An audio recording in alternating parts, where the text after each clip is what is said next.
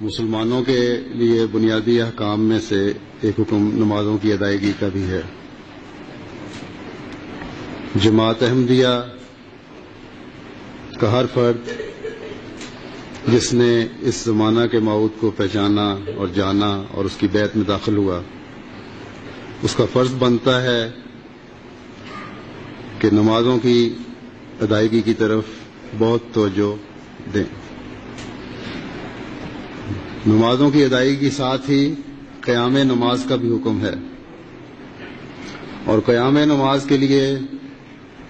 مسجدوں میں حاضری بہت ضروری ہے۔ اللہ تعالیٰ کا فضل ہے کہ اس نے، جیسا کہ آپ نے رپورٹ میں سنا، دارالسلوم شمالی کے احباب کو یہ توفیق دی کہ اپنی مسجد میں وسعت پیدا کریں۔ الحمدللہ کہ ایک چھوٹے سے ہال کے مقابلے پہ تقریباً ڈیوڑا یا دگنا ہال آپ کو مزید مل گیا۔ تو صرف تعمیر کر دینا کافی نہیں ہے، بلکہ اب ہمارا فرض بنتا ہے کہ اس کو آباد بھی کریں۔ اس صدی کے لیے حضور انور اید اللہ تعالیٰ بنصر العزیز نے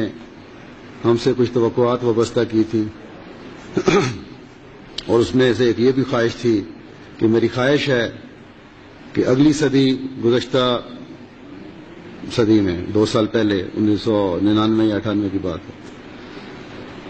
میری خواہش ہے کہ اگلی صدی میں کوئی آمدی گھرانہ ایسا نہ ہو جو بے نماز ہو، اور کوئی گھر ایسا نہ ہو جہاں سے قرآن شریف کی آواز نہ آتی ہو، صبح کے وقت تلاوت کی آواز نہ آتی ہو۔ تو یہ ایک تو بنیادی حکم، پھر خلیفۃ المسیح کی خواہش، اور اب یہ ہمارا فرض بنتا ہے، ہم عہد کرتے ہیں کہ خلیفۃ المسیح کے ہر حکم پر کی تعمیل کریں گے، اور ایک اسلامی بنیادی حکم ہے، اس کی تعمیل کرنا ہم پر بہرحال فرض ہے، اس مسجد کو آباد کرنا بہرحال ہم پر فرض ہے۔ یہ ہال بنا دیا جائے اور اس کے بعد صرف 2 صفیں مسجد میں ہوں نمازوں پہ، اس کا کوئی فائدہ نہیں۔ اس ہال کو وسعت تو آپ نے اس نظر سے دی تھی، انتظامیہ نے اس خیال سے دی تھی کہ انشاءاللہ تعالی ہم مزید نمازی بھی پیدا کریں گے۔ اب آج جس طرح یہ ہال بھرا ہوا ہے، ٹھیک ہے کچھ باہر سے بھی احباب تشریف لائے ہوئے ہیں، لیکن بہت سے آپ کے اپنے خدام بھی ایسے ہوں گے جو ڈیوٹیوں پر ہوں گے، جو یہاں تشریف نہیں رکھتے۔ اس لیے میرے اندازے کے مطابق تو اگر آپ کی حاضری تعداد کے مطابق 70-80% بھی ہو تو اس ہال میں اچھی خاصی تعداد بھرا ہوا آپ کو نظر آئے گا، بلکہ یہ مسجد بھی تھوڑی